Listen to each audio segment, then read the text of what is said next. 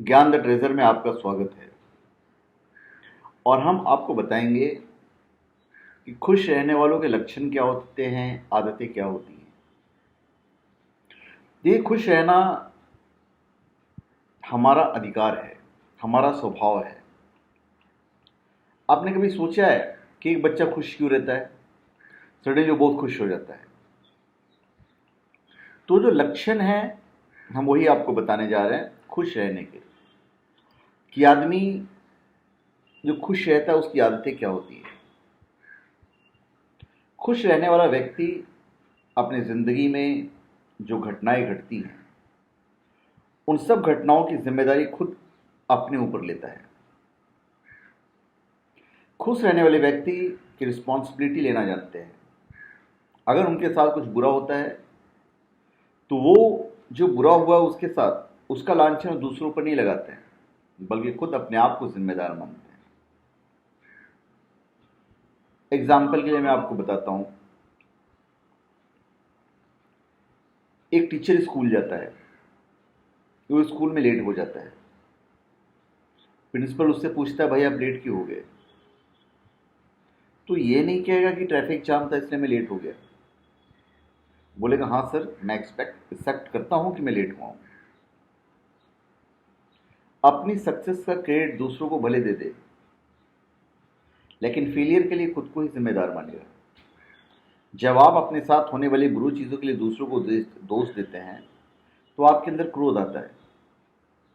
पर जब आप खुद जिम्मेदार मान लेते हैं तो आप थोड़ा डिसअपॉइंट होते हैं और फिर चीज़ों को सही करने के प्रयास में जुट जाते हैं। हम लोग सब खुद अपनी लाइफ में होने वाले हर एक अच्छी बुरी चीज़ के लिए खुद को जिम्मेदार बनाना चाहिए, खुद को जिम्मेदार मानना चाहिए। ऐसा करने से आपकी या हमारी जो एनर्जी है वो दूसरों में फॉल्ट ढूंढने की जगह खुद को इम्प्रूव करने में लगती है, और अल्टीमेटली हमारी जो हैप्पीनेस है, हमारी जो खुशी है, वो बढ़ जाती है। अब जो दूसरी चीज़ है, दूसरा हैबिट, दूसरी आदत या दूसरा लक्ष्य, खुश रहने वाले व्यक्ति अपने जीवन या काम के लिए किसी बड़े उद्देश्य से जोड़कर देखते हैं। मैं एक चीज आपको बताता हूं कि मतलब एक्चुअली मैं चाहता हूं कि आप एक उदाहरण के तौर पे समझें, जिससे मैं समझाना चाहता हूं। एक बार एक बूढ़ी औरत कहीं से आ रही थी, तभी उसने 3 मजदूरों को कोई इमारत बनाते देखा। उसने पहले मजदूर से पूछा, तुम क्या कर रहे हो? तो मजदूर कहता, देखती नहीं, मैं ईंट ढो रहा हूं। उसने जवाब दिया। फिर वो दूसरे मजदूर के पास गई और उसने वही प्रश्न किया, तो तुम क्या कर रहे हो? तो उसने जवाब दिया, मैं अपने परिवार का पेट पालने के लिए मेहनत मजदूरी कर रहा हूँ। फिर तीसरे मजदूर के पास गई तो उसका जवाब था, मैं शहर का सबसे भव्य मंदिर बना रहा हूँ। काम वही कर रहे हैं तीनों, पर तीनों के जवाब अलग थे। आप अंदाजा लगा सकते कि इसमें सबसे ज्यादा खुश कौन होगा? इस मजदूर जिसने ये जवाब दिया कि मैं एक मंदिर बना रहा हूँ, भव्य मंदिर बना रहा हूँ लोगों के लिए, वो ज्यादा खुश होगा। तो आज हम लाखों करोड़ों लोगों की जिंदगी को बेहतर बना रहे हैं, बना सकते हैं। हम सबका प्रयास ये होना चाहिए कि कैसे अच्छी से अच्छी चीज़ें हम दूसरों के साथ शेयर करें। तो जो व्यक्ति हमेशा खुश रहता है उसका एक लक्षण ये होता है कि वो हमेशा दूसरों के बारे में सोचता है। एक बड़ी प्लानिंग होती है उसकी, हमेशा एक बड़ी सोच होती है। तीसरी आदत क्या होती है कि खुश रहने वाले हर उस बात पर यकीन नहीं करते जो उनके दिमाग में आती है। वैज्ञानिकों के अनुसार हमारा ब्रेन हर रोज 60,000 थॉट्स प्रोड्यूस करता है, और एक आम आदमी के केस में इनमें से अधिकतर थॉट्स नेगेटिव होती है। तो यदि हम डेली अपने ब्रेन के हजारों नेगेटिव थॉट्स से फीड करेंगे तो खुश रहना बड़ा मुश्किल हो जाएगा। इसलिए खुश रहने वाले व्यक्ति दिमाग में आ रहे बुरे विचारों को अधिक देर तक पनपने नहीं देते। वे नेगेटिव थॉट्स को एक झटके से निकाल देते हैं। हमारी सोच के हिसाब से ब्रेन में ऐसे केमिकल्स रिलीज होते हैं जो हमारे मूड को खुश या दुखी करते हैं।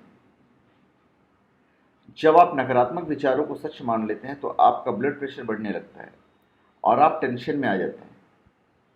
वहीं दूसरी तरफ जब आप डाउट करते हैं तो आप अनजाने में ही ब्रेन को रिलैक्स रहने का सिग्नल दे देते हैं। अब हम आपको चौथी चीज बताते हैं, चौथी आदत। खुश रहने वाले लोग अपने मन का काम करते हैं या जो करते हैं उसमें मन लगाते हैं। यदि आप अपने इंटरेस्ट का, अपने मन का काम करते हो तो डेफिनेटली आपको उस काम से सेटिस्फेक्शन नहीं मिलेगा। लेकिन ज़्यादातर लोग इतने लकी नहीं होते हैं, उन्हें ऐसी जॉब या बिजनेस में लगना पड़ता है जो उनके इंटरेस्ट के हिसाब से नहीं होती है, क्योंकि भाई पेट चलाना है। पर खुश रहने वाले लोग जो काम करते हैं उसी में अपना मन लगा लेते हैं, भले ही पैरेलली वो अपना पसंदीदा काम पाने का प्रयास करते हैं। अगली चीज हम आपको बताने वाले हैं, पांचवी चीज या पांचवी आदत या लक्षण खुश रहने वालों की। खुश रहने वाले लोग अपने चारों तरफ एक स्ट्रॉन्ग सपोर्ट सिस्टम डेवलप करते हैं। ये सपोर्ट सिस्टम दो पिलर्स पे टिका होता है, दोस्त और परिवार। जिंदगी में खुश रहने के लिए दोस्त और परिवार बहुत इंपॉर्टेंट होता है, उनका बहुत बड़ा योगदान होता है। भले आपके पास दुनिया की सारी दौलत हो, अगर आपके परिवार के सपोर्ट नहीं है तो आप क्या करोगे उन दौलत का? आपके पास खुशी नहीं होगी। आपके पास कोई दोस्त नहीं है, ज़्यादा देर तक खुश नहीं रह पाओगे आप। हो सकता है ये आपको बड़ा ऑब्वियस सी बात लगे, ये लगे कि आपके पास भी बड़े अच्छे दोस्त हैं और बहुत प्यार करने वाले परिवार है, लेकिन इस पर थोड़ी गंभीरता से सोचिए। आपके पास ऐसे कितने फ्रेंड्स हैं जिन्हें आप बिना किसी झिझक के रात के 3 बजे फ़ोन करके उठा सकते हो या कभी फाइनेंशियल हेल्प ले सकते हो? गिनती पे आएंगे उंगलियों पे। फैमिली और दोस्त को कभी भी टेकन फॉर ग्रांटेड नहीं लेना चाहिए। एक स्ट्रांग रिलेशनशिप बनाने के लिए आपको अपने हितों से ऊपर उठकर देखना होता है, दूसरों की केयर करनी होती है और उन्हें जेन्युइनली लाइक करना होता है। जितना हो सके अपने रिश्ते को बेहतर बनाना होता है। वहाँ कहीं ना कहीं एक सेक्रीफाइस होता है।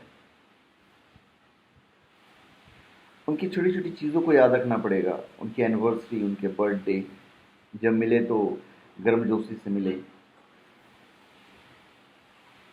तो जो पांचवी आदत है वो ये है, अपने आसपास एक स्ट्रॉन्ग सपोर्ट सिस्टम को डेवलप करना। छठी आदत वो है माफ़ी। खुश रहने वाले माफ़ करना जानते हैं और माफ़ी मांगना भी जानते हैं। हर इंसान का अपना ईगो प्रॉब्लम होता है और जाने अनजाने हम किसी न किसी को हर्ट करते ही हैं।